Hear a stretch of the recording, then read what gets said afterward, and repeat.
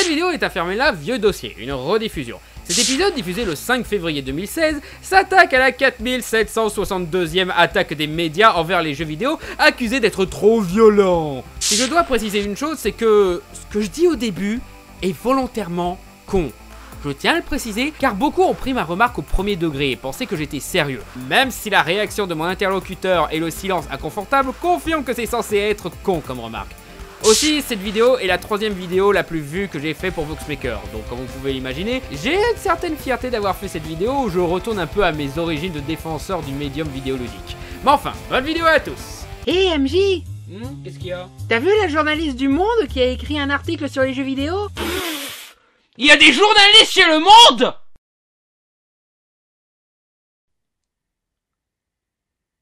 Trop facile? Non, l'ambulance sur laquelle tu viens de tirer roule encore, donc ça passe. Ouais, est-ce que...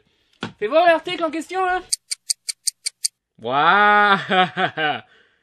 Je veux dire, les anti-jeux vidéo, eux, ils ont une mentalité moyenâgeuse, mais elle... je crois qu'elle a pas encore fini la préhistoire.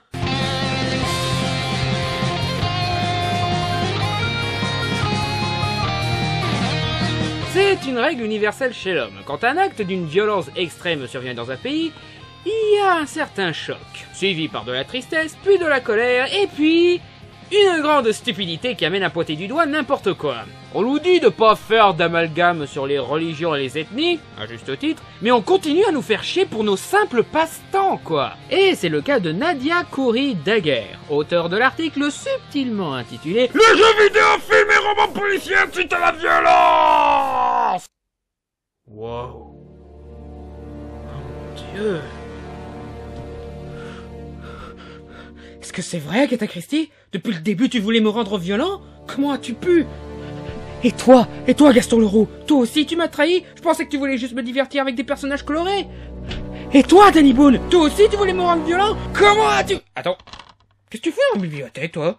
Bon, autant être honnête, cet article est une putaclic. C'est un article balancé comme ça pour boucher les trous du site et pour attirer les clics en faisant de la provoque débile et fondée sur des âneries. C'est grosso modo la même technique de troll que Cortex et Morsaille. Et rien de mieux que de taper sur les jeux vidéo, sachant que les gamers sont souvent sur la défensive à cause de l'époque où les politiciens débiles et incultes reprochaient aux jeux vidéo d'être un cancer, et qui donc sont devenus pas mal virulents sur la question. Voire trop, genre en menaçant de mort une youtubeuse qui a osé remarquer l'aspect sexiste qui dégage de certains jeux vidéo. Quelle est raison ou tort, la menacer de mort, ça n'aide pas à la faire changer d'avis, bizarrement. Bref, cette vidéo aurait pu ne pas exister, car ce genre de discours devrait être ignoré pour ne pas tomber dans le piège cynique d'une rédac qui ne pense sûrement pas ce que dit ce genre d'article, mais qui publie quand même pour provoquer et se faire de la pub. Mais je vais en parler quand même.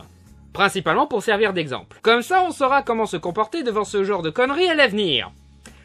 Première étape, ne pas menacer de mort les gens! Ok, critiquer les jeux vidéo sur la violence et l'addiction, je suis habitué depuis le temps. Ma première émission sur YouTube était sur les critiques sur les jeux vidéo et leur soi-disant incitation à la violence et autres conneries dans le genre. Les films, pareil, c'est plus rare, mais il y a beaucoup de puritains qui pensent qu'empêcher de voir un film violent va empêcher de devenir violent.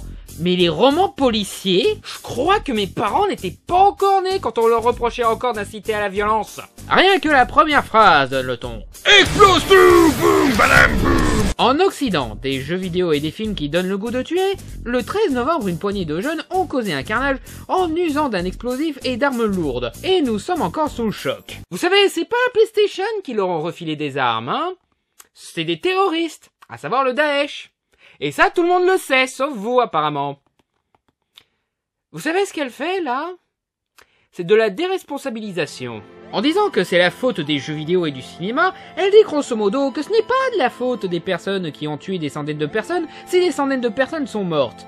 Et c'est horrible. Au contraire, il faut responsabiliser, montrer la violence qui existe en l'homme pour mieux se préparer psychologiquement à faire un travail sur nous en se refusant d'être comme ces gens-là. En créant une fausse cause à effet, elle fait croire qu'il suffit d'éviter de jouer aux jeux vidéo pour ne pas devenir violent. Elle nous fait croire à une fausse sécurité qu'on ne deviendra pas violent, ce qui peut aggraver le problème au contraire. J'ai jamais joué aux jeux vidéo.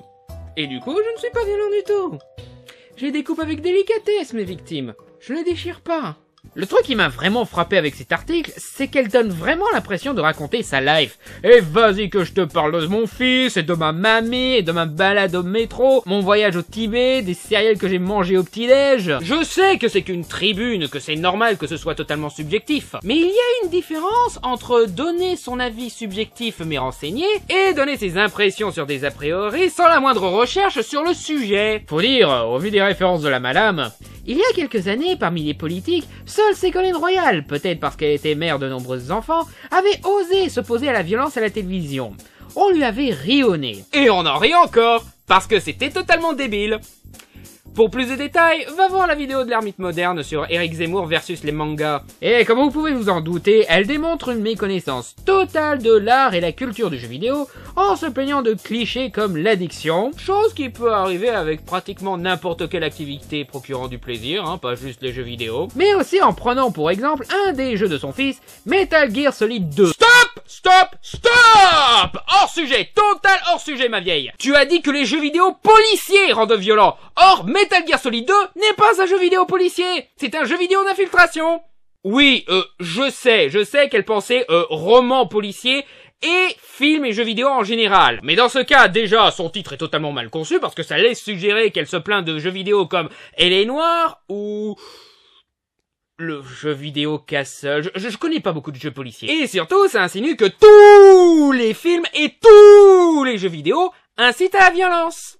Comment as-tu osé trahir ma confiance, Super Mario Maker? Moi, je te faisais confiance, je m'amusais à construire des trucs et tout, et toi, vice-versa. Toi aussi, tu m'as trahi alors que j'ai dit à tout le monde que t'étais le meilleur film de 2015. Et toi, le triomphe de Babar. En plus, elle trouve Solid Snake effrayant. Sérieux? Bah, ok, c'est pas un prince charmant.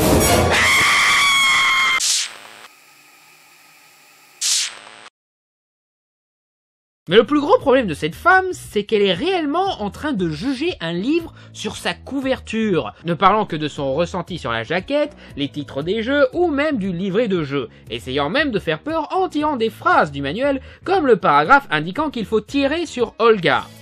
Alors que si elle avait joué au jeu, non seulement elle verrait qu'Olga est une terroriste, mais qu'on lui tire dessus avec des balles tranquillisantes. De suite moins choquant. Et puis le jeu en lui-même, malgré son contexte militaire, il a une philosophie très pacifiste. Oh, et bien sûr GTA. Le joueur, vous, est un gangster tout juste sorti de prison. Les autres personnages sont gangsters, mafieux, prostituées, trafiquants, et servant une critique du rêve américain à la manière d'un Scarface, poussé à des extrêmes avec un humour noir qui montre la décadence de la société américaine en montrant que de tels énergumènes peuvent devenir maîtres de toute une ville. Mais bon, ça vous pouviez pas le savoir vu que vous avez pas joué au jeu. Et elle évoque aussi un certain jeu, All Bullets Point.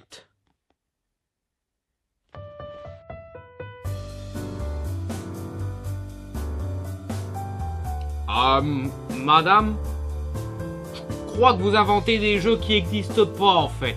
À moins que vous vouliez parler de All Points Bullet In.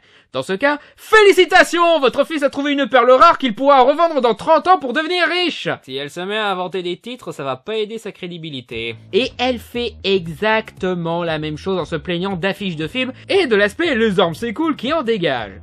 De la part de films sur l'ascension et la chute d'un malfrat, d'un héros mythologique apportant la justice dans un monde d'oppression et de racisme, de nuits personnages faits que de violences qui vont à leur autodestruction, et de policiers planétaires qui défendent notre monde contre les racailles extraterrestres. Avec des armes clairement fictives d'ailleurs. Et même discours pour les romans policiers et feuilletons policiers qu'elle reproche de trop parler de sang et de meurtre, et répétant même les mots de sa grand-mère à propos des fictions policières. On leur apprend à tuer. Non, au mieux, on apprend à mener une enquête pour arrêter les tueurs. Ce qui demande l'étude du meurtre et du sang.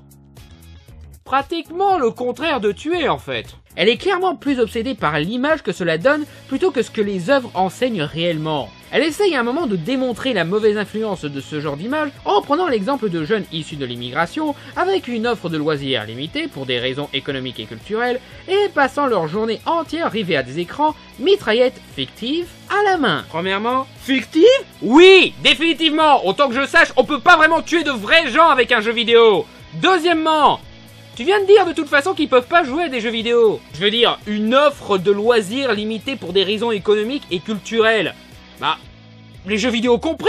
Non, parce que si leurs parents préfèrent leur acheter des jeux vidéo plutôt que des livres, c'est peut-être un manque de priorité de leur part. Parce que vous arrêtez pas de vous plaindre des jeux vidéo de votre fils, comme quoi ça rend violent et tout, ce qui déjà pose la question pourquoi vous n'avez pas demandé à ce qu'on arrête votre fils si ça rend violent, mais surtout... Qui c'est qui les a achetés ces jeux? Après, ouais, les jeunes de banlieue sont plus jeux vidéo que livres. Peut-être parce que c'est le média où ils peuvent plus facilement créer des liens avec des amis, non? Parler de médias et loisirs plus d'actualité, et donc plus communs, rapproche, pour le meilleur comme pour le pire, mais on ne peut nier l'intérêt social de jouer à un jeu multijoueur. Surtout les enfants qui ont toujours créé des liens grâce au jeu, que ce soit le gendarme et le voleur ou Halo. Ces jeunes de banlieue commencent plutôt bien leur intégration en fait. Madame Courrier-Daguerre, vous avez un problème. Non, en fait, non, vous en avez plusieurs. Votre manque total de professionnalisme, de réflexion, mais surtout de culture. Pour quelqu'un qui se revendique multiculturaliste, ça le fout un peu mal. Déjà, vous n'avez pas le même état d'esprit que les joueurs, les spectateurs ou les lecteurs, à savoir la conscience de fiction. Pour vous, l'image qui dégage d'un film est néfaste, là où un spectateur lambda est conscient que c'est faux, lui permettant de relativiser et réfléchir sur cette violence par effet de recul. Voilà pourquoi les gens jouent aux jeux violents et vont voir des films violents. Bon, c'est aussi pour se défouler, de façon inconséquente par effet de catharsis. Vous demandez si les grands penseurs français comme Racine ou Descartes auraient approuvé ces jeux vidéo et ces films. Moi, je me demande s'ils auraient approuvé qu'on condamne tout un art à cause d'une image soi-disant violente. Et ils auraient sûrement désapprouvé votre façon de condamner tout un art de l'extérieur au lieu de les expérimenter par vous-même, questionner ce qu'ils veulent dire, et surtout en se limitant qu'à des exemples peu représentatifs. Vous citez presque volontairement que des jeux violents. Mais qu'en est-il des jeux non violents, appelant à la créativité, à l'imagination, à la poésie, au voyage sensoriel et émotionnel? Je veux dire, on est même à une époque du jeu vidéo indépendant, permettant à des développeurs d'avoir une créativité artistique totale. Vous êtes tout de même choqué par le fait qu'il y ait autant de jeux vidéo violents? Eh bien, posez-vous plutôt une meilleure question. Pourquoi est-ce qu'il y a de la violence dans les jeux vidéo pour commencer? Parce que notre monde est violent. L'art est le reflet de notre monde, et des jeux comme GTA ne font que le prouver. Même la Bible est remplie de moments violents. Des gens comme vous ont perdu du temps, de l'argent et de la créativité à combattre la violence fictive, alors que s'ils avaient de meilleures priorités, ils se seraient concentrés sur la violence de notre monde. Contrôle d'armes, sécurité, prévention, améliorer les conditions de vie en banlieue et autres vrais facteurs qui amènent à la délinquance. Et j'en viens à la raison principale de vos erreurs et de l'existence de votre torchon. Vous êtes juste désespéré à trouver une solution contre la violence de notre monde. Parce que c'est un problème qui bien sûr ne se règle pas comme ça. Alors vous vous créez un moulin à vent, ici la violence fictive, et vous vous convainquez vous-même que contenir la violence fictive va mettre fin aux attentats. Mais ça ne va rien régler du tout. Ça va juste créer plus de problèmes en nourrissant la peur de l'inconnu due à votre manque de culture et au choc émotionnel qu'a suscité les attentats et surtout amener un ras-le-bol de la censure que vous semblez exiger. Je comprends pourquoi vous faites tout ça. Mais vous avez tort. Et il faut absolument que vous le compreniez. Le pire que les médias violents ont fait, c'est inspirer à combattre la violence et à calmer les ardeurs violentes. Parce que malgré l'aspect commercial que vous reprochez à ces figures fictives menaçantes, elles n'en transmettent pas moins des valeurs respectables de bien et de mal. Donc je vous invite et vous conseille à remettre en question vos propos et redonner une chance à l'art de la littérature, du cinéma et du jeu vidéo. Vous pouvez bien sûr éviter de votre côté les œuvres trop violentes pour vous, mais n'empêchez pas les autres d'en profiter si ça leur plaît. Et quant à vous, chers gamers, outrés par ce genre d'article, à juste titre, la prochaine fois que vous voyez un titre putassier comme celui-là, ignorez-les et évitez de vous comporter comme des gamins en menaçant de brûler le journal qui a osé publier ça. Parce que bizarrement ça n'aide pas au processus. Au mieux, envoyez-leur le lien pour cette vidéo, ce sera déjà plus constructif. Ce serait pas une technique cachée pour amener des clics? Oui, mais moi c'est pour faire réfléchir sur la question, pas pour énerver sur la question. Nah. Donc, qu'est-ce qu'on a d'autre comme news intéressante ces temps-ci? Oh! Merde! C'est vrai que ça existe ce truc.